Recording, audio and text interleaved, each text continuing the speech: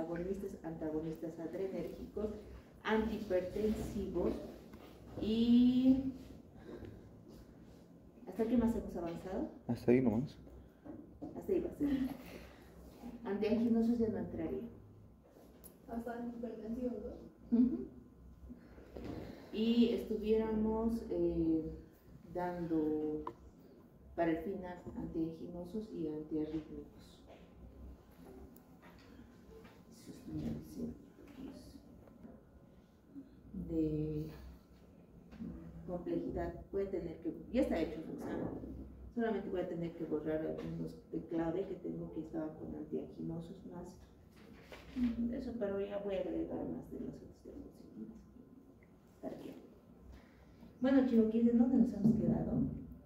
En acá. ¿O quieren dar de esto más? No. No hay tiempo, el macano, doctora. Está pasando muy rápido. A todo el tiempo. No.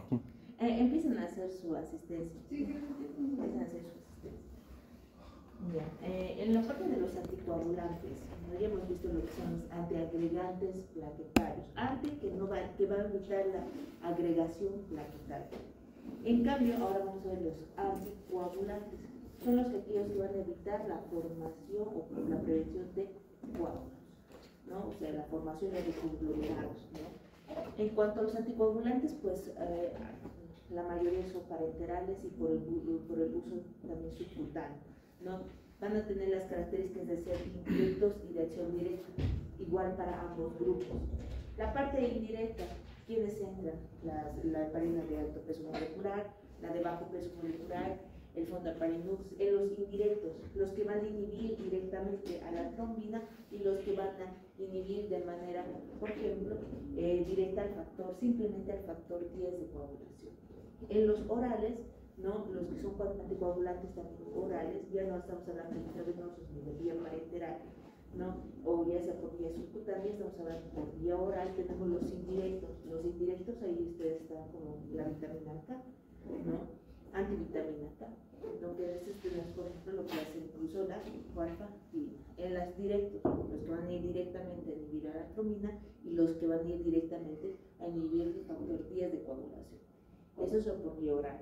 Los que van a ir directamente a inhibir a la tromina, tenemos el dabigatran, ¿no? Y en lo que van a ir a inhibir directamente solamente el factor 10 de la coagulación, no olviden que el factor 10 es la vía común tanto de la vía directa como de la vía indirecta, ¿no? Entonces, tenemos lo que va a ser el vivaroxaban, el que sobresale entre estos. Entonces, tenemos lo que va a ser la heparina convencional o la de alto peso molecular, ¿no? Esto es, como dice, es un medicamento liposoluble y es así porque tiene la capacidad de difundirse bien a través de lo que va a ser las membranas celulares. Por su alta liposolubilidad que le confiere a lo que es este medicamento, es un medicamento que se absorbe muy bien, ¿no? Entonces, inclusive, como dice ahí, para tener la misma, no se olviden que nosotros, dentro de lo fisiológico, ustedes tienen heparina, dentro de lo fisiológico que tenemos.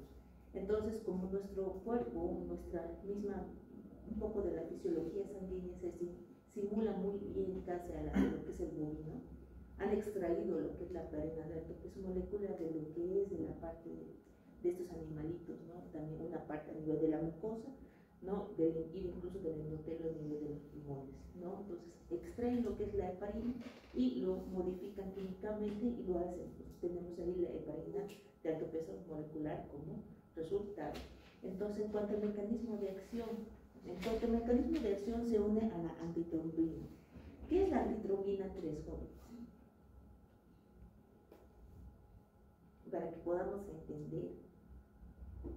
Los anteriores ya hemos visto, hemos dibujado, hemos visto dónde van a ir a inhibir ciertos lugares, ciertos receptores, pero cuando hablamos de la antitrombina 3, las heparinas se unen a la antitrombina 3. ¿A qué me refiero con eso?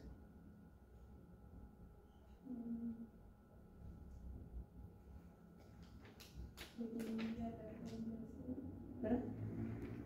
¿Qué hace la antitrombina 3? ¿Cuál es el mecanismo de acción?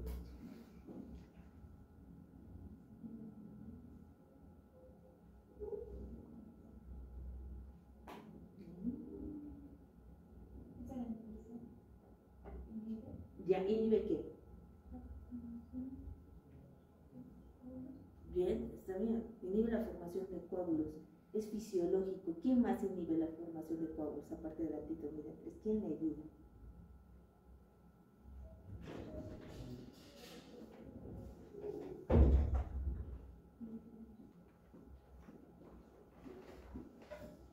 Tenían su examen, creo, de esto, ¿no? Llevan conjuntamente fisiología sanguínea, creo, fisiopática. Si es que no me equivoco. Aparte de la antitomina 3, ¿cuáles son los otros factores?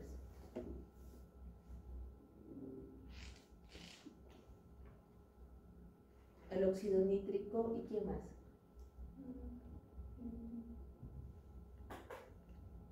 Las.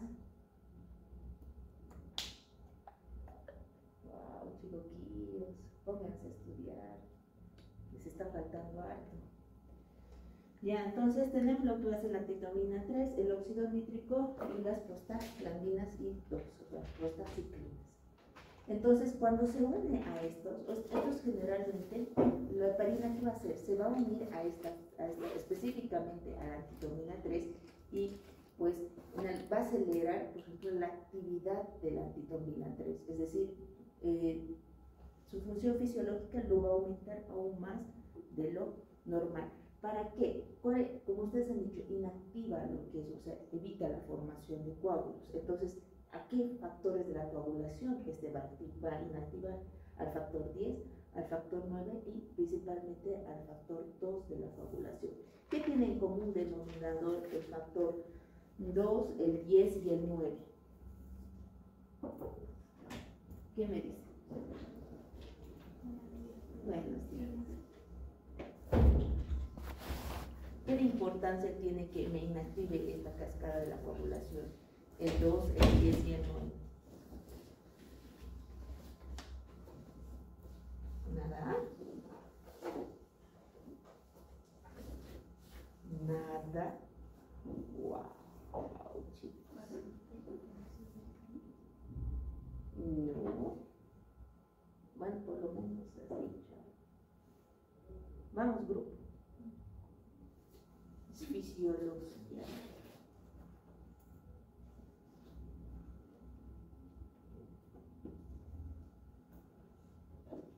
Vamos. ¿Para qué me sirve inactivar el factor 2, 10 y 9? Son los que hacen, son los encargados de medir las células para activar el sistema de... Salva, porque si no lo salvas, esto va a entrar al examen. Porque no me están estudiando.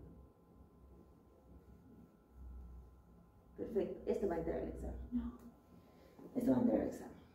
Lo siento, chicos. Veo que no le tienen interés y no están estudiando.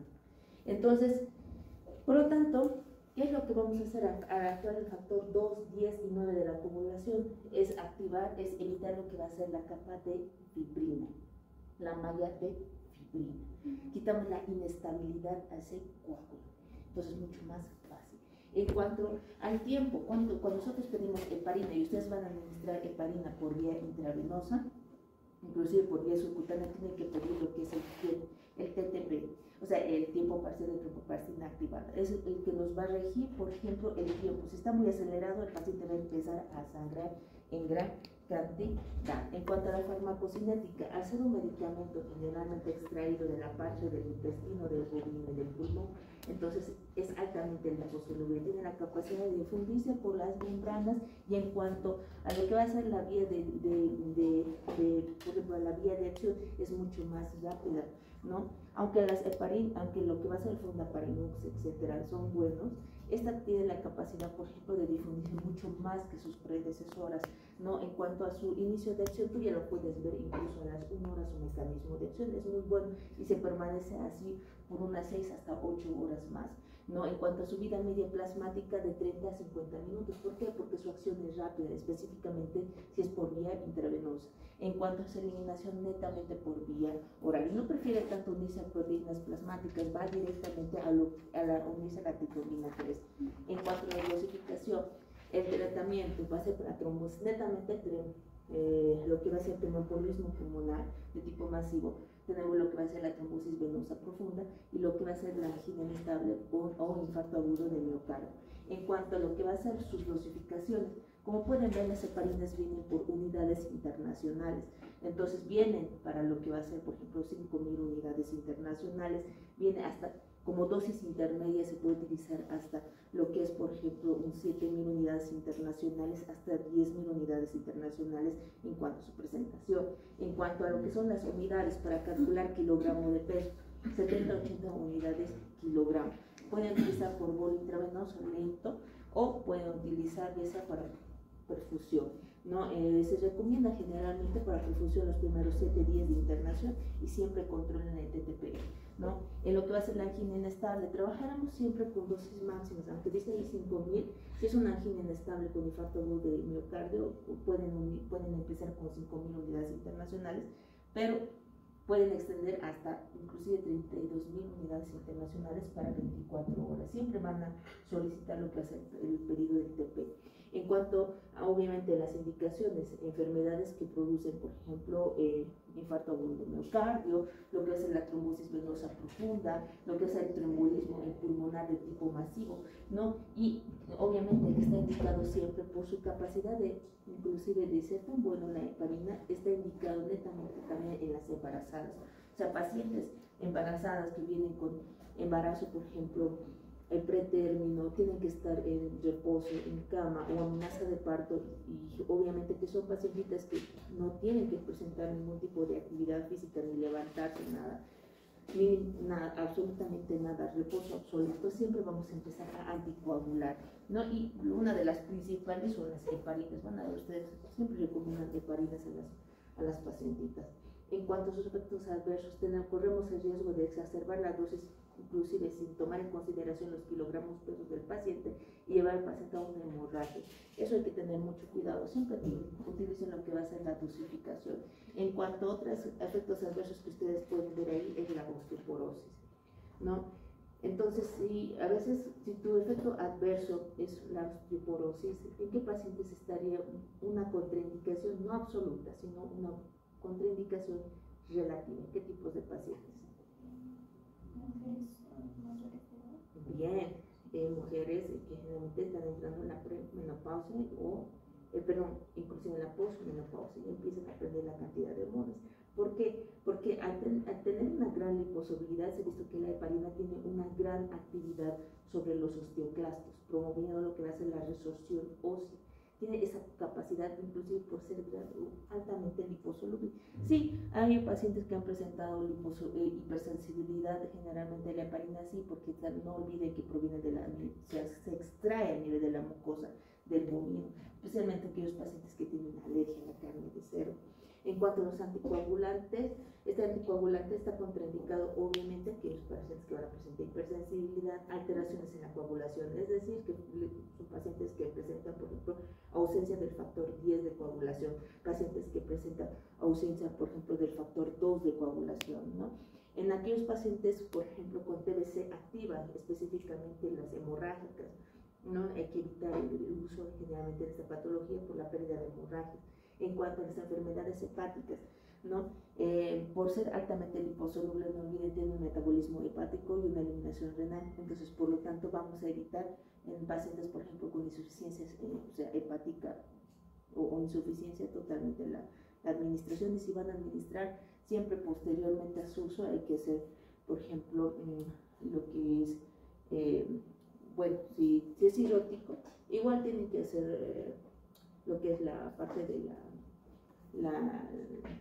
a nivel parenteral, que tienen que administrar los pacientes que entran en insuficiencia renal crónica. ¿Cuál es su tratamiento? Mira, diálisis. Entonces, siempre si es que no hay otra opción, tu paciente es cirrótico, tu paciente es con insuficiencia renal, y ya hablamos de insuficiencias crónicas, ni siquiera agudas, sí, la única opción es esa, ¿no? Porque a pesar de que se le va a inyectar, tenemos que hacer la limpieza, tenemos que sacar lo que es el medicamento, porque el hígado es insuficiente y el riñón totalmente insuficiente. Entonces, la diálisis es la única opción para mis pacientes. En cuanto a lo que va a ser la amenaza de aborto, eso no es una contraindicación totalmente absoluta, sino es relativa. ¿Y de qué depende? Depende de la gravedad o del avance de lo que es la dilatación, ¿no? Si es una dilatación que generalmente no está superando ni los 2 centímetros, entonces pueden administrar heparina todavía sin utilizar lo que va a ser el fondaparinux, tranquilos, ¿no? Pero si ya es, o sea, si es masivo, si es una dilatación mayor a 5 y a pesar de eso están todavía queriendo utilizar heparinas, existen otros que son mejores. En cuanto a ¿por qué? Porque no olviden las amenazas de aborto mayor a 5 comprometen lo que va a ser bolsas, entonces la paciente ya empieza a sangrar más. Si yo voy a dar un anticoagulante, lo que es la heparina, va a empezar a sangrar. No, si es una dilatación todavía menor a 5, nunca olviden 2, 1, no hay tanto sangrado.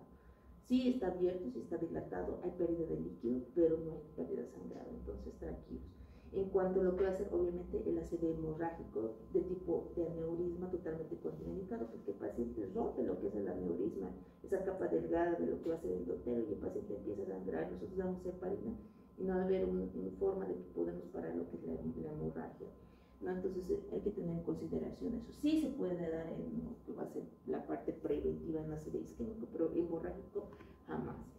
En cuanto a lo que va a ser la heparina de bajo peso molecular, lo que va a ser en este caso, tenemos lo que es el fondaparinux, no tenemos la enoxaparina, todos estos tienen de alguna acción, a diferencia del anterior. Este no es de alto peso molecular, es de bajo peso molecular, que indica que aunque indirectamente van a activar o van a potenciar la acción de la antitrombina 3, solamente netamente se van a enfocar en inactivar lo que es el factor 10 de la coagulación. En cambio el otro tomaba el 9, tomaba el 2 y era mucho más amplio. En cambio este solamente se enfoca, activa la antitrombina 3, la potencia, y esta solamente va a ir en activar el factor 10 de coagulación, ¿no? En cuanto a lo que va a ser, por ejemplo, sus dosificaciones, a diferencia de la anterior, estas van a ser administradas por vía subcutánea. La mayoría prefiere lo que va a ser la enoxaparina, pero ¿qué es lo malo? La enoxaparina es muy carita. Es buena, evitamos el efecto hemorrágico que pueden ocasionar las heparinas y la hipersensibilidad, sí, pero a diferencia de estas, el costo monetario, ¿no? Por ejemplo, una oxaparina debe estar en el mercado sus 700, 800 bolivianos, solamente una.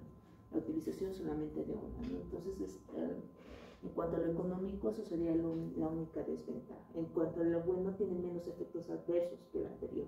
En cuanto a las hemorragias, también es mucho menos limitada el uso de lo que es la enoxaparina. Lo bueno es que viene simplemente en 40 miligramos, es subcutáneo, administración a nivel de lo que es el tejido graso, suficiente administrar una sola vez al día.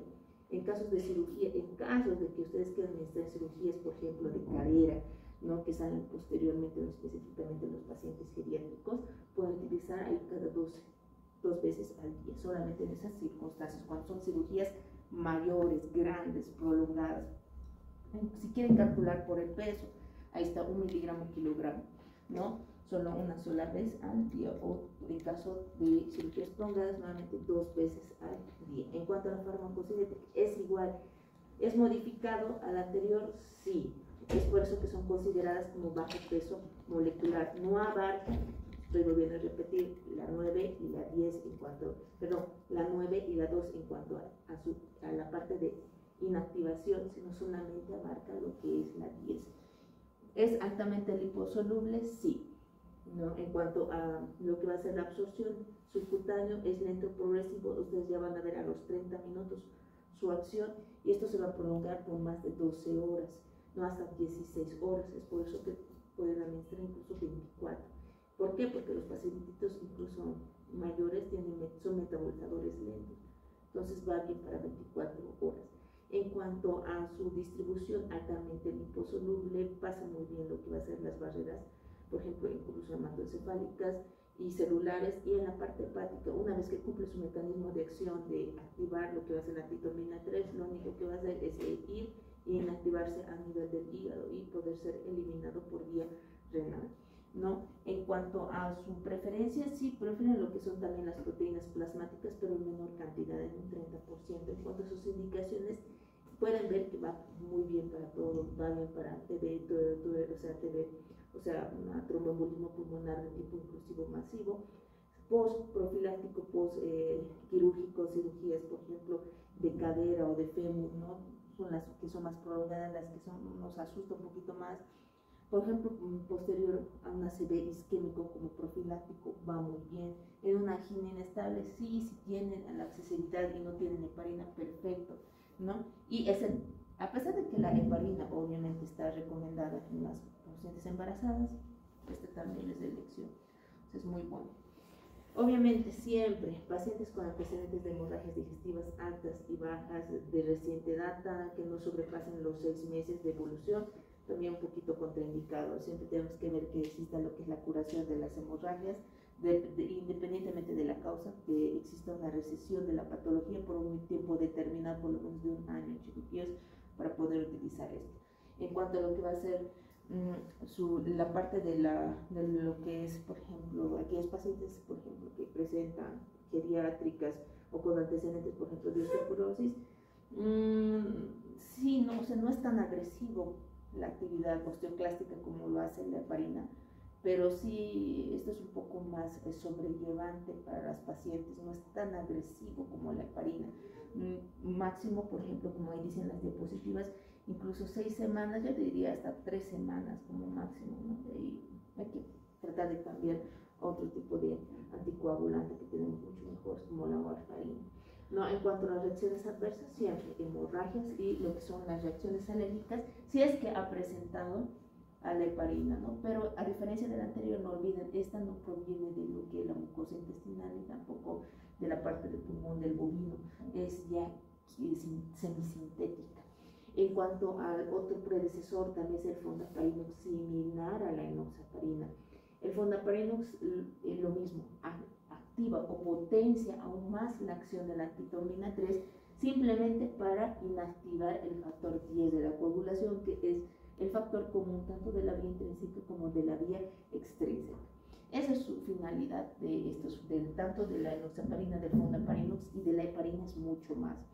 Abarca el 2 y abarca el 9, lo vuelvo a repetir. En cuanto a la farmacocinética, pues igual como su predecesor, como la enoxaparina, va muy bien por vía subcutánea, es rápida, presenta cierta afinidad por las proteínas plasmáticas en un 50%, es que sí se añade un poquito más, se aferra un poquito más.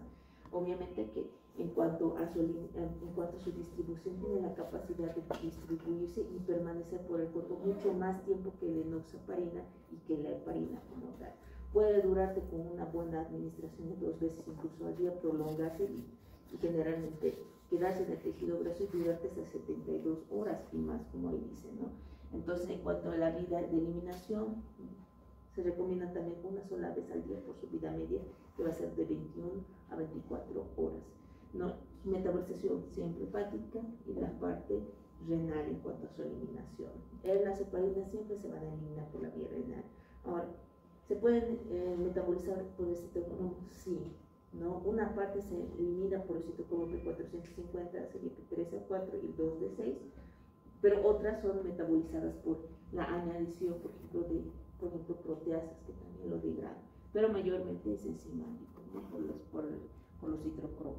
En cuanto a la dosis, solamente vienen dosis de 2,5 miligramos vía subcutánea una sola vez al día y pueden darle como tratamiento incluso post-profiláctico posterior a su cirugía, posterior a sacar lo que sea infarto agudo del miocardio para controles, hasta 9-10. Viene a su control a las 9-10, pueden cambiar a otro tipo de anticoagulante, porque la verdad son muy buenos. O sea, imagínense estar con una sola vez un pinchazo, es excelente, te olvidas para todo el resto del día y ahí estás tranquilo, post ya sea de un TEP masivo o lo que ellos, o a lo menos cirugías, por ejemplo, de cadera, también cirugías abdominales, inclusive en las cirugías abdominales se prefiere más el fondaparinux que la enoxaparina por su capacidad de liposolidad, que es mucho más marcada, ¿no? Entonces es muy bueno, pero es caro, ¿no? Si el otro costaba 700, debe estar 1000, es mucho más carito, mucho más mejor. En cuanto a las hemorragias, sí puede producirse hemorragias gastrointestinales, obviamente, pero no tanto como la heparina, eso sí. La heparina hay que tener mucho cuidado, nunca se olviden de pedir lo que son los factores incluso de la coagulación. Lo que va a ser, obviamente, pacientes que tienen sensibilidad, por ejemplo, capilar, hay que tener mucho cuidado. Se ha visto que presentan epistaxis masiva, eso también hay que verificar, las hemoptisis y las trombocitopenias. Hay pacientes que han administrado lo que es el fondaparinux, presenta trombocitopenia. No, eso también ha habido una complicación en 2 a 3% de los pacientes que se han administrado este medicamento. Actualmente, por ejemplo, en las públicas utilizamos la heparina y en las privadas, no los que tienen la capacidad de pagar un poquito más. Por esto, por ejemplo, hemos administrado fondaparinux, les ha ido bien. Solamente ha sido dos pacientitos que nos han venido con trombocitopenia. Se ha hecho el cambio, tranquilo. En cuanto contraindicaciones, hipersensibilidad, que si se da insuficiencia renal crónica. En cuanto a las úlceras gástricas, sí, porque las úlceras gástricas generalmente si son agudas o crónicas, depende mucho, ¿no? Quiero estornudar y no puedo. Obviamente que las hemorragias intracranianas. Vamos a la segunda parte, chico. Sí, hay una segunda parte.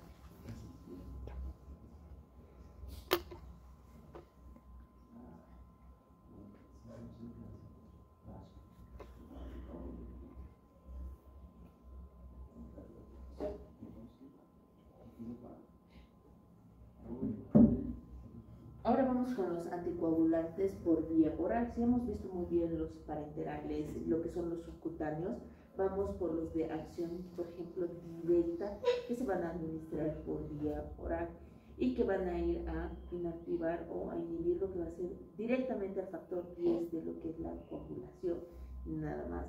En cuanto al anterior, nunca se olvide, activaba la antitomina 3 para que inactiva el factor 10, la heparina, el 2 y el 9. En cambio, esto no voy a tomar en consideración, dice la antitomina 3, yo directamente voy a ir a inhibir la acción del factor 10 de la coagulación.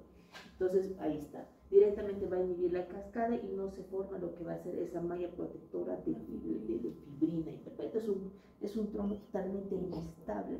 Entonces, listo para generar, para que no genere un trombo, ¿no? En cualquier lado que se ubique, ya sea en el pulmón, ya sea en el cerebro o en los pequeños vasos a nivel de las coronarias. Entonces, va perfecto. En cuanto al rivaroxaban, se prefiere que generalmente se administren postquirúrgicos, profilácticos. Es decir, si muy bien ha salido tu paciente, digamos, de una TB, por ejemplo, masiva, ¿me entienden? Han utilizado heparina por un tiempo de 7 semanas de internación, pacientes se han mejorado en primera semana, la edad de alta, ¿qué le van a dar? Pueden dar, por ejemplo, el rivaroxaban, también es conocido como Axoraban, nosotros conocemos como Saroban, ¿no? Como la parte, ya no la parte química, sino la parte comercial. Entonces, posterior a eso pueden utilizar. ¿Por qué? Por un tiempo inclusive de 2 a 3 semanas posterior a eso. Tienen que ver cómo el paciente se adecua a lo que va a ser a la parte del rivaroxaban. Hay algunos pacientes, por ejemplo, que tienen alergia al rivaroxaban, desencadena lo que va a ser, no lo toleran bien, entonces pasamos recién a warfarina.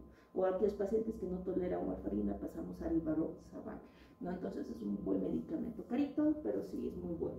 No tan bueno como la warfarina, no, pero sí, ¿no? Entonces, segunda opción, aquellos pacientes que presentan hipersensibilidad a lo que es la warfarina, no olviden. En cuanto a los adultos quirúrgicos, pueden utilizar inclusive, pueden iniciar con una dosis de 10, suficiente, incluso una sola vez al día, como va, pidiendo siempre el TP y el INR a su paciente. Si ven que se prolonga o generalmente o está muy disminuido, entonces aumentamos un poquito más hasta 20 miligramos. Pueden administrar una sola vez, 2 veces al día. Todo depende al TP y al INR de su paciente. Siempre vamos a acorde al TP y al INR. Lo que hace la farmacocinética es un buen medicamento, no es tan liposoluble como a diferencia de lo que es la heparina, que es de 100%, la enoxaparina también de 100%, y el fondaparinux también. Si no, presenta una biodisponibilidad entre no me voy a ponerle 100% porque no es verdad, más o menos estima entre un 80-70% de biodisponibilidad. Preferimos siempre la administración conjuntamente con lo que son los alimentos. ¿Por qué? Porque presentan una gran alta probabilidad, o sea, una gran recidiva de la activación y producción de ácido clorhídrico, entonces evitamos lo que es la reactivación de las gastritis, ¿no? ¿Se unen proteínas plasmáticas? Sí. Entonces, por eso tiene una alta afinidad por albúmina, se une un 92%, es por eso que puede administrar inclusive una sola vez al día, porque a medida que va presentando su vida media, ¿no? Que va a ser entre 3 a 4 horas, entonces poco a poco se va separando de las proteínas y te puede dar el tiempo incluso de utilización hasta 24 horas. Tiene metabolización obviamente hepática una vez que cumple su función de individuo que va a ser el factor 10 de coagulación y netamente microsomal, ¿no? CYP3 a 4 y CYP2, 2J2. ¿No? En cuanto a lo que va a ser la parte, tiene lo bonito del rivaroxaban que tiene dos vías, una la parte fecal y otra la parte renal. Eso es lo lindo, que si tu paciente tiene una insuficiencia renal aguda, puedes utilizar todavía con dosis mínimas de 5, incluso de 10. ¿Y por qué? Porque yo sé que voy a utilizar la parte de la vía fecal también para la eliminación. Entonces es muy bueno en cuanto a ese tipo de funciones. En cuanto a las indicaciones, preferimos que sean, por ejemplo, coágulos que se forman por la fibrilación auricular, que sean, por si acaso si no sabían, cuando el paciente fibrila, es una desincronización tanto de las aurículas como de los ventrículos, en el momento que se desencadena lo que va a ser potencial de acción. Uno está contrayéndose y otro está relajando, así de descoordinados son las fibrilaciones. Entonces, ¿qué genera toda esta desincronicidad, tanto de los movimientos de la aurícula como del ventrículo? Generar dentro de las cavidades auriculares y ventriculares lo que nosotros conocemos como choques, es decir, la sangre choca con las paredes y lesiona. Entonces, al lesionar se generan lo que son los trombos. Y esos trombos tienen dos destinos. Puede ir uno al pulmón o otros pueden ir directamente al cerebro. Entonces, produciéndote un tromboembolismo pulmonar de tipo parcial o de tipo masivo, todo dependiendo de la localización del trombo, o ya sea, por ejemplo, a nivel del cerebro, una CD isquémico, ¿no? Entonces, todo depende de eso. En cuanto a lo que va a ser las indicaciones, va muy bien también posterior quirúrgico, lo que son cirugías de cadera, cirugías de rodillas, cirugías de fémur. ¿Por qué? Porque ustedes cuando van a entrar internado van a ver que las cirugías de cadera, si ustedes entran a las 12 de la noche, salen a las 3, 4 de la mañana y ustedes hacen su recuperación con su paciente hasta una hora después. Entonces, son cirugías largas, son cirugías pesadas, entonces, y para el paciente es peor. ¿Pueden dar el rivaroxaban posterior a lo que va a ser la cirugía? No, se prefiere lo que son heparinas, no se olviden, heparinas, enoxaparinas y fondaparinos. ¿Por qué? Porque son de acción rápida, porque su biodisponibilidad es 100%, tú evitas que ese paciente no forme más coágulos, y el rivaroxaban se puede dar posterior al tiempo de internación del paciente, como para la casa, ¿no? Es muy bueno. Tienen que hacer siempre sus controles TP y NR para ver la velocidad de coagulación, ¿no? Que no pasemos la velocidad de coagulación. En cuanto a las contraindicaciones, obviamente, pacientes con antecedentes siempre de hemorragia digestiva alta, úlceras pépticas, úlceras gástricas, duodenales, insuficiencia moderada y grave. Lo bonito, que no olviden, tienen dos vías de eliminación, la fecal y renal. Si muy bien, ahí está como una contraindicación no absoluta, sino relativa. Disminuyen la dosis a 5 a 10 o una sola vez al día y sé muy bien que se va a eliminar por vía fecal a la otra parte. Si van a hacer su paciente tiene generalmente insuficiencia renal, tomamos como punto de corte lo que va a ser el aclaramiento de creatinina de 15. Si es menor a 15, estoy hablando que este va a presentar 10, incluso 14, 12, totalmente ahí ya contraindicado. Porque no podemos estar darle al paciente lo que es la enoxaparina y hacerle hemodiálisis cada día. O sea, no se puede. Entonces, por eso. En cuanto a las reacciones adversas, siempre, paciente, todos, si se han dado cuenta, todos los anticoagulantes producen hemorragias, todos aquellos pacientes van a producir lo que es empalidez, hipotensión, unos más que otros te van a producir las hemorragias, las cefaleas y las taquicardias. Y la warfarina, ¿para qué decir? Es mucho mejor que el rivaroxaban, pero La warfarina es la dosis de administración de la warfarina y la reacción adversa es muy marcada, o sea, entre los dos es una pequeña línea lo que los separa. ¿Qué hace? Hasta los mismos cardiólogos tienen que dosificar dosis más pequeñitas y siempre pedir TP y NR porque te sobrepasas un poquito la dosis y el paciente empieza a sangrar, presenta epistaxis, posiblemente se va a sacar lo que es el TPNR como prueba de sangre y el paciente está sangrando como pila de un simple, generalmente punzoncito de la aguja. De ahí empieza como si le hubiera hecho una cortadura con un diámetro de 5 centímetros de largo y con 10 centímetros de profundidad, sin exagerar, así empieza a sangrar. Y el paciente se asusta, lo primero que te hace es llamar, doctora, no paro de sangrar, estoy aquí en el laboratorio y no paro de sangrar, y ahí sabes que es exagerado con la dosis de warfarina, ¿no? Entonces ya no vas a tomar ni siquiera la mitad de la tableta, un cuarto. Entonces empezamos con un cuarto más chiquitito, empezamos de esa manera a aumentar lo que es la dosis. Todo, por eso cuando hablamos de dosificación de warfarina es muy variable, todo depende al TP y al INR de su paciente. Te mentiría si yo te dijera, ¿sabes qué? Tienes como en los libros, tienes que dar por ejemplo 5 o 0.25, no, tiene que ser siempre como dosificación mínima y esa dosificación mínima tiene que ir acorde al TP y al NR de tu paciente. No olviden que cada uno de sus pacientes es un mundo muy diferente, entonces para cada uno de ellos también su TP y NR va a ser bien diferente. En cuanto a su mecanismo de acción del dabigatran, también el dabigatran va a ir a inhibir, por ejemplo, directamente exclusivamente a lo que va a ser el factor 2. Si el otro iba al factor 10 de la coagulación, este va a ir al factor 2 de la coagulación. El factor 2 de la coagulación, ¿en qué vía lo encuentra? ¿En la directa o en la indirecta?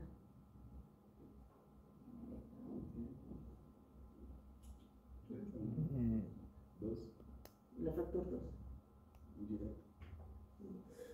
En cuanto a lo que va a ser las dosificaciones, bueno, viene lo bueno del dabigatran, que vienen diferentes dosificaciones. No es exclusiva como la enoxaparina y lo que es el fondaparinux. No, hasta viene, por ejemplo, viene de 110, inclusive te va a venir de 120, te viene hasta 150 miligramos, ¿no? En cuanto al máximo, 200, pero nunca hemos llegado a tanta dosificación, nunca se olviden, no pueden dar nunca 200 miligramos de golpe, pueden producir hemorragia, siempre empiezan con dosis pequeñas. Con la dabigatran, por ejemplo, y el rivaroxaban, no tengan miedo con la warfarina. En la warfarina sí, les voy a pedir exclusivamente, si alguna vez van a ver y van a estar tratando en cardiología, nunca el cardiólogo le va a dar una dosis entera de por ejemplo, de warfarina, ¿no? Imposible, siempre dan medio cuartos o un cuarto, entonces son dosis bien chiquititas, ¿no? Entonces que el paciente tiene que consumir. Esos pueden administrar solamente a veces una sola vez al día, y por 10 días como máximo, y en algunos pacientes que sí o sí han presentado complicaciones en cirugía abdominal y de cadera, lo prolongamos por años, ¿no? Por 2 años. Es uno de los más tolerables, ¿no? Junto con el rivaroxaban, es muy bueno. El dabigatran, por ejemplo, es muy bueno también, no presenta una biodisponibilidad tan marcada, presenta entre un 60-70%, no se unen tanto las proteínas, es relativo un 30%. ¿Llega a difundirse? Sí, pero no tanto como el rivaroxaban. Su vida media puede prolongarse hasta 16 horas, hasta 20 horas, por eso se puede administrar una sola vez al día. Es decir, complicaciones 2 veces, pero siempre el TP y el NR. En cuanto a la eliminación, metabolización hepática y eliminación renal. Lo bonito que estos medicamentos no producen ningún metabolito activo, es lo lindo, ¿no? Se administran, lo transforma en metabolito inactivo y se elimina. En cuanto a lo que va a ser la prevención, ¿no? Nunca se olviden, en la parte de los pacientes que presentan hemorragias, siempre pregunten, señora, ¿usted ha presentado gastritis? Si incluso ha tenido gastritis crónica o aguda, siempre hay que tratar de evitar, ¿no? Si van a administrar este medicamento juntamente con los alimentos, produce lo que va a ser la activación del ácido clorhídrico. En cuanto a lo que hacen las indicaciones, obviamente, TP, y en casos de fibrilación posterior a la fibrilación auricular. Por ejemplo, ha habido una fibrilación auricular y le ha producido un ácido isquémico, a eso decimos ictus, ¿no? Y te ve masivo en los adultos, ¿no? A veces por ejemplo, posterior, ¿no? En cuanto a lo que va a ser lo que es el tromboembolismo pulmonar de tipo masivo, si muy bien preferimos más la utilización de heparinas, chicos, o lo que es el fondaparinux o la enoxaparina, posterior al uso de, por ejemplo, de lo que va, no, inclusive posterior a la utilización de los fibrinolíticos, ¿no? Vemos el grado vemos la gravedad. Por ejemplo, si es parcial, utilizamos lo que es fondaparinux, subcutáneo, heparinas, pero cuando a veces es masivo, ¿qué te quiero decir masivo? Que se han formado más de 2 coágulos y ha ido a enclavarse en diferentes capilares de los pulmones. A veces ahí nosotros requerimos lo que va a ser los fibrinolíticos, no tanto lo que son, por ejemplo, las heparinas. Los fibrinolíticos, las heparinas han visto, es como agarrar como, por ejemplo, activar a la antitrombina, y la antitrombina lo que hace es inactivar, o sea, reforzar potencia. Pero los fibrinolíticos son como las bombas. ¿Vas? Ahí está el coágulo, lo único que hace, imagínense, es como si estuvieran disparando una bomba y explota. Es así, los fibrinolíticos son potentes, son unos de los mejores. Es lo que mayormente optamos en el caso de que no tenga heparina. Incluso para el infarto agudo de miocardio, lo que hacemos una angioplastía, se entra, entonces justamente nosotros ubicamos mediante lo que, o sea, entramos por endoscopio y ahí justo disparamos lo que son los fibrinolíticos, independientemente de donde se encuentren, específicamente a nivel coronario. Entonces, muy buenos los fibrinolíticos. A veces ni siquiera esperamos, no utilizamos heparina, nada, utilizamos directamente los fibrinolíticos. Nunca se olviden, es como una bomba, como si estuvieran lanzando una bomba. En cuanto a lo que son las contraindicaciones, obviamente las hemorragias, es lo bonito que siempre van a ver, en su examen se van a ver hemorragias, independientemente si el paciente tiene antecedentes de hemorragia digestiva alta, baja, o estoy hablando de úlceras, gastritis, estoy hablando de diverticulitis, estoy hablando, por ejemplo, incluso de lo que son hemorroides, totalmente contraindicado, porque sabemos que van a sangrar, lo único que vamos a hacer es prolongar el sangrado y llevar al paciente a una hipotensión grave. En cuanto a la insuficiencia hepática y renal, sí está totalmente contraindicado porque se administra también, por ejemplo, por vía oral. Entonces, lo que ustedes tienen que saber es que si este paciente tiene una insuficiencia hepática ya grave, lo único que tú tienes que hacer es, si vas a administrar cada día, tendrías que estar realizándole, por ejemplo, lo que sea sucesiones, ¿no?, parenterales. Entonces, no te conviene. Por eso totalmente contraindicado. Yo preferiría que utilicen para eso incluso lo que son, por ejemplo, las heparinas, las subcutáneas, ¿no? Irían mejor. En cuanto al tratamiento concomitante con quinidina, la quinidina, para que ustedes sepan, es un antiarrítmico. Todavía no lo estamos llevando, pero es la clasificación según Williams, el primer grupo. Entonces, la quinidina se utiliza en aquellos pacientes que tienen antecedentes de fibrilación auricular, que puede utilizar para sacar la fibrilación y posteriormente utilizar lo que va a ser, inclusive lo que es, por ejemplo, el rivaroxaban, incluso el fondaparinux, puede utilizar conjuntamente con la quinidina. Es muy bueno. Entonces, aunque no es de primera opción dentro de los antiarrítmicos, hay algunos todavía que utilizan la quinidina para sacar de la fibrilación auricular. Puede utilizar, no hay una contraindicación por administración conjunta con este anticoagulante. En lo que son las reacciones adversas, siempre están las hemorragias, ¿no? Se ha visto que el 1 a 2% pueden producir estreñimientos, sí, específicamente en los pacientes adultos mayores de 65 años. Se ha visto que tú puedas un rivaroxaban, ¿no?, te produce incluso también lo que son estreñimientos, se me estaba olvidando. Y la warfarina. ¿Cuál es el mecanismo de acción de la warfarina? Antes de eso, vamos a ver. ¿Cuáles son los factores de la coagulación? O sea, vitamina K dependientes.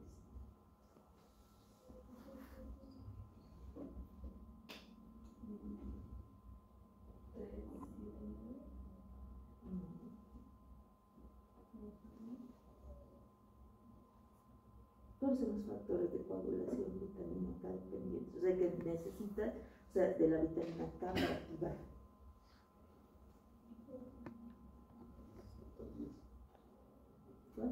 sexual.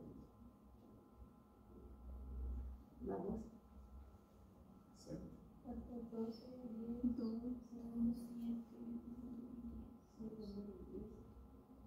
7. ¿Quién ha dicho eso?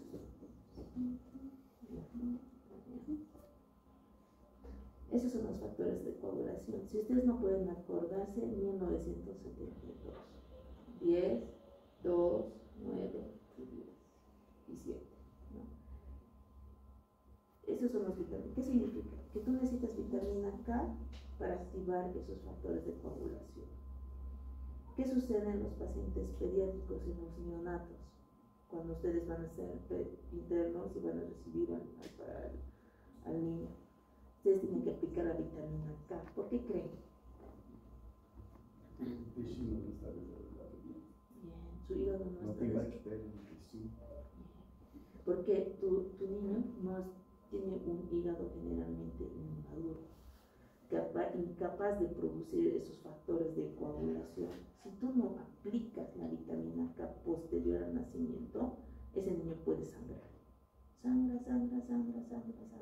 Es la importancia profiláctica del régimen que ustedes van a hacer, la administración de recibimiento del recién nacido, colocar sus gotitas o si no tienen sus ungüentos, por ejemplo, conjuntivales y la aplicación de la vitamina K. Ustedes van a aplicar, no les van a aplicar la licenciada, ni tampoco el residente. Ustedes tienen que agarrar al niño y aplicar lo que es la vitamina K a nivel del músculo.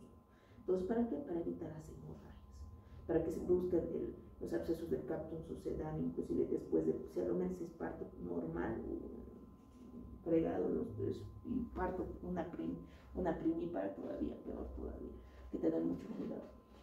Entonces, ¿cuál es la función de la warfarina? ¿O cuál es el mecanismo de acción de este medicamento que es tan más conocido? Es antagonizar lo que es la función de la vitamina K de nuestro cuerpo. ¿Qué pasa? Nosotros tenemos vitamina K. La vitamina K actúa de dos formas. Uno que va a ser la oxidación y otro que va a ser la reducción. La reducción es la parte activa. En la reducción, la vitamina K, por ejemplo, reductasa, ¿no? Que es la parte activa, activa lo que va a ser el ácido glutamino o el ácido glutamato. Y este ácido glutamato, al activarse, activa a tu cascada de coagulación, ¿no? Activa el factor 2, activa el factor 7, el factor 9, el factor 10. Una vez que lo activa, se desencadenan los factores de coagulación. Entonces, ¿qué pasa? Una vez que activa lo que va a ser el ácido glutamino, entonces pasa, ya no es una vitamina K reductasa, se convierte en una vitamina K oxidasa, porque se oxida, entonces pierde. Entonces ahí es la parte inactivada. Ahora, para que tu cuerpo nuevamente requiera la activación, tiene que convertirlo otra vez a reductasa. ¿Y quién lo hace? La vitamina oxidorreductasa, vitamina K. Nosotros decimos epóxido, pero se conoce como vitamina K oxidorreductasa. Esta convierte a esa oxidasa que está inactiva y lo convierte a activa, o sea, a vitamina K reductasa. Entonces, ¿qué hace la warfarina? Lo único que hace es inhibir a lo que va a ser la vitamina K oxidorreductasa, evitando que se convierta a la parte activa, que va a activar esos factores de coagulación. Simplemente esa enzima lo inhibe, nada más. Entonces, ahí va a ir a actuar. ¿Qué es lo malo? Que es al ser tan fuerte este medicamento, llega a producir lo que son hemorragias. Lo que se han dado cuenta son factores y puntos importantes de la cascada de coagulación. En cuanto a la biodisponibilidad, es altamente liposoluble. Su administración es netamente por vía oral, no viene no viene en ampollas, no viene para aplicación intramuscular, pero netamente por vía oral. Miren, es 5 miligramos. Cada pastillita es 5 miligramos, pero no utilizamos los 5 miligramos. Se parte en 4, inclusive un cuarto llega a tomar a mí mismo paciente. A veces un cuarto les produce hemorragia. Hay que ver. Entonces siempre el TP y el INR para la utilización de warfarina es así de fuerte. En cuanto a lo que va a ser su biodisponibilidad, pues es tremenda. Incluso a veces se puede, si ustedes exageran, puede depositarse hasta 2, hasta 3 días o más en lo que va a ser los tejidos. Hay que tener mucho cuidado. En cuanto a su distribución, es amplia. ¿no? Y tiene una gran afinidad por las proteínas plasmáticas, sí, en un 60-80% está muy bien. Pero aunque dice ahí 30, 99, no, en 30 y el resto va a depositarse a tejido graso. Es lo malo del agua es que sangran nuestros pacientes. Metabolización hepática y eliminación renal. Pueden utilizar, ahí dice una dosis de 2 a 5. Eso te dan los libros. Pero por experiencia, nunca utilizamos 2, nunca utilizamos 5, jamás utilizamos 2, 5. Siempre utilizamos un cuarto de la tabletita, siempre un cuarto un poco más. Nunca es una dosificación exacta. ¿Por qué? Porque produce hemorragia siempre. Inclusive que yo te diga 10, eso sí te dicen las posologías, te dicen los libros, pero en la práctica no es así. En la práctica hay que tener mucho cuidado. Siempre TP viene dosis respuesta a tu paciente. Siempre para todo. La warfarina lo utilizan para todo. Es el ¿cómo sería? El Brad Pitt de la parte de los anticoagulantes. Es el que más se conoce, el que más sirve para todo. Es el que es mayor disponibilidad en cuanto a lo económico, también lo encuentras en precios razonables. Venden en todas las farmacias con diferentes presentaciones. Es muy bueno. Para accesibilidad económica va muy bien. A diferencia de las heparinas, de las subcutáneas, incluso del rivaroxaban, no tiene su precio, pero la warfarina no puede ser en todo lado, ¿no? En cuanto a la prevención y tratamiento, siempre te ve fibrilación auricular, un ACV isquémico, posterior infarto agudo de miocardio, utilizan pacientes con anticoagulación en insuficiencia cardíaca posterior, lo utilizan, ¿no? Es muy bueno, ¿no? Entonces, incluso en el síndrome antifosfolipídico, aquellos pacientes que se incrementan lo que son los triglicéridos, también utilización de eso es muy bueno. Posterior cirugías ortopédicas de cadera, abdomen, posterior a eso, para casa es muy bueno. No mal, hemorragias masivas. Con pequeñas dosis de un cuarto, provocamos hemorragias masivas. Eso sí, no se asusten. El paciente va a sangrar por la herida, se va a cortar un papel y va a empezar a sangrar como si estuviera un vaso sanguíneo hubiera tocado. Empieza, las hemorragias son profusas, no simplemente hay que tratar de ser hemostasia, ¿no? Hasta el tiempo que se dé el tiempo del TP y de tu paciente. Obviamente que llega a shock, a hipotensión, sí, aquellos pacientes ancianos, ellos son los que presentan los mareos, la hipotensión, la debilidad por la pérdida de hemorragia, ¿no? O sea, y en los niños no se recomienda tanto la warfarina. ¿En qué situaciones, por ejemplo, se recomienda a los niños? Preferible la enoxaparina y el fondaparinux, por favor. La enoxaparina es a veces, por su alta liposobilidad y depósito, llega a ser muy nocivo para los niños, para los pediátricos. Hay niños que utilizan anticoagulantes, sí, específicamente los de recambio valvular, esos niños que han tenido cirugía de corazón abierto, para hacer de foramen oval en cuanto a la intercomunicación ventricular, en ellos intercambio, por ejemplo, reparación, por ejemplo, valvular, prótesis valvulares, se utilizan en los niños, esos niños utilizan anticoagulantes, no específicamente, dependiendo también del tipo de válvula que les coloquen, a veces son de metal, a veces de bovino, entonces dependiendo de eso, se prefieren lo que son las heparinas, ¿no?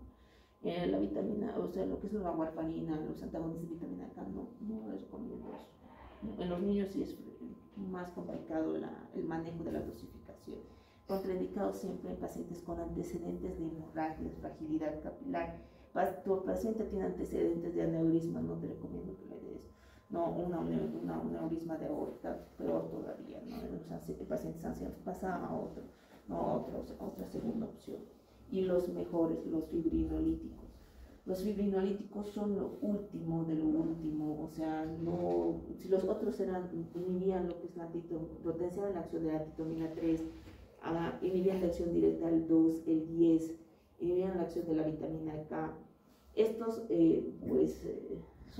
directamente van a ir a actuar como un destructor de todo el coágulo, prácticamente de todo el tapón, ¿no? El primero es la estreptoquinasa, o también conocida como estreptocinasa, ¿no? En notas teóricas está la estreptoquinasa. Este proviene de lo que lo han sacado a partir del cultivo de como índice del estreptococo beta-hemolítico del grupo C. ¿Qué significa?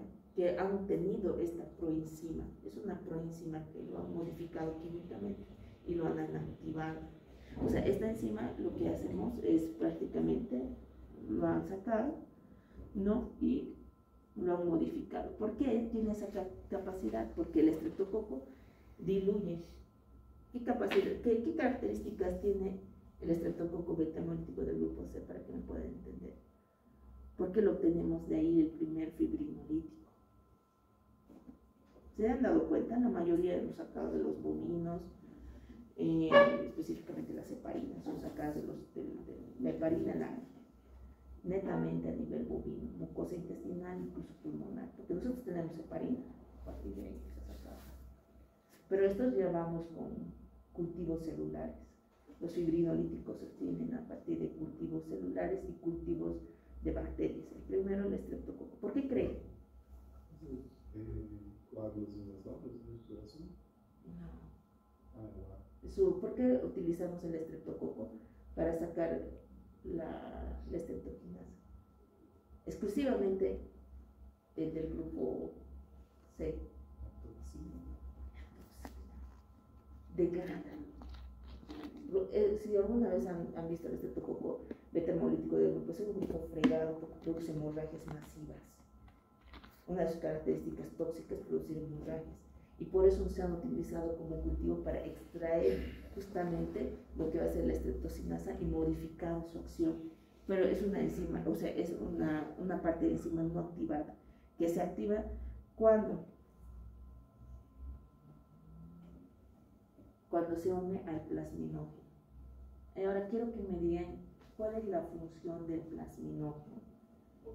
Formar la capa de coágulo. No.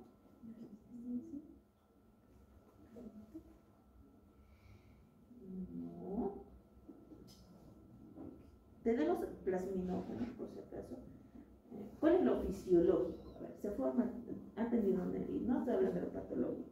Se hace una herida, como hemos visto en la anterior clase, los he dibujado. Se forma la agregación plaquetaria, se forma la capita de fibrina y cumple su proceso de cicatrización. ¿Qué pasa después? ¿Cómo fisiológicamente tu cuerpo se deshace de ese coágulo? La titomina 3, para los chicos, la titomina 3, el óxido nítrico, la prostaglandina y 2 son repelentes. Hace que cuando no existe daño a nivel del endotelio, repelen a las plaquetas para que no se junten. Pero cuando hay un daño queda expuesto, se forma tu coágulo, se forma tu capita de fibrina y ahí están claros. Ahí están claros. Fisiológicamente, ¿qué hace tu cuerpo? Para eliminar ese coágulo, porque tiene que eliminarlo, no se va a quedar ahí por siempre, ¿no? Es lo fisiológico. ¿Qué hace? ¿Cómo lo disuelve? Vale, dilo. ¿Qué? No, está bien. No tengas miedo, estás bien. Aunque están aquí para aprender. Pero a pesar que esto ya deberían saber porque es fisiología. Ya, pero importante, el plasminógeno. Se activa el plasminógeno y se convierte en la plasmina que hace. Degrada ese coágulo. Se acabó. Así se deshace tu cuerpo de eso. Fisiológico. ¿Y qué hacemos con el medicamento? Activar, potenciar tu plasminógeno que está pues dormido. Eso es lo único que hacemos. Viene tu fibrinolítico, se une al plasminógeno, lo activa y eso es como una bomba, va a destruir todo, se convierte en plasmina y destruye lo que es el tronco. Y si tú agregas un antiagregante plaquetario, lo que es el ASA, no específicamente, por eso es el tratamiento ASA, y un fibrinolítico para el infarto agudo de miocardio. El infarto agudo de miocardio, que vamos a hacer en la próxima clase en prácticas, y los que no están conmigo, vean el tratamiento del infarto agudo de miocardio con sus respectivos docentes de práctica. No solamente es el MOA, no, El verdadero tratamiento definitivo es la administración de fibrinolíticos, entrar por angioplastía, llegar a las coronarias y disparar lo que son los fibrinolíticos, estos medicamentos. Entonces, por vía intravenosa. Entonces, ahí destruimos lo que va a ser este tipo de coágulos gigantes que llegan a obstruir lo que son las arterias coronarias. Vienen presentaciones de 1.500.000 hasta 1.500.000, ¿no? Incluso 100 millones. Pueden utilizar una dosis máxima de 200 millones. Siempre para el infarto agudo de miocardio se requiere 1.500.000 unidades internacionales por un tiempo de 60 minutos por bomba de infusión, ¿no? En cuanto a dosis puede ser máxima 20, pero no, siempre utilizamos 1.500.000 como dosis máxima frente a un infarto agudo de miocardio. Es muy bueno. Son medicamentos altamente liposolubles, llegan a distribuirse muy bien, no presentan una vía de absorción, no existe, simplemente se administran por vía intravenosa. Son medicamentos que una vez, por ejemplo, que se administran, llegan a pasar lo que son las barreras hematoencefálicas. ¿Qué sucede? ¿Cuál es la diferencia? Se dice que si ustedes van a utilizar como primera opción para destruir lo que son los coágulos por angioplastía, por administración, inclusive ya sea parenteral de estos medicamentos, no puedes administrar después, o sea, digamos, han iniciado con la primera dosis, lo han sacado a este paciente, por ejemplo, con la streptokinasa, y el paciente, supongo, que al próximo mes nuevamente vuelve a presentar lo que son coágulos y una nueva obstrucción. Prohibido utilizar la streptokinasa. Puede utilizar otro fibrinolítico, pero menos esto. ¿Por qué creen? Está bien, no sé, pero una idea. ¿Por qué creen? O sea, digamos, esta semana, hoy día le han sacado a su paciente, han administrado esto. Va a venir el próximo mes nuevamente con una obstrucción. Porque si es, genera trombosis. No ha tomado su medicamento, no ha tomado, por ejemplo, su rivaroxaban, no ha tomado su warfarina, y nuevamente el paciente ha presentado un coágulo y una obstrucción de coronarias. Viene y no deben administrar nuevamente lo que va a ser la streptokinasa, pueden administrar otra. ¿Por qué creen?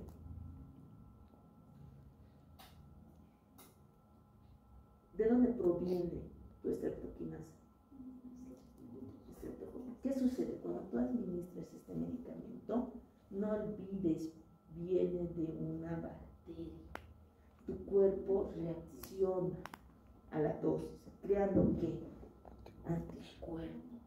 Pero ¿qué sucede? Cuando tú administras así 1.500.000, a medida que va aumentando la dosis, neutraliza tu inmunidad. Se rinde. Pero aquí prevalece lo que es el fibrinolítico, porque estás disparando 1.500.000 unidades internacionales para destruir ese coágulo.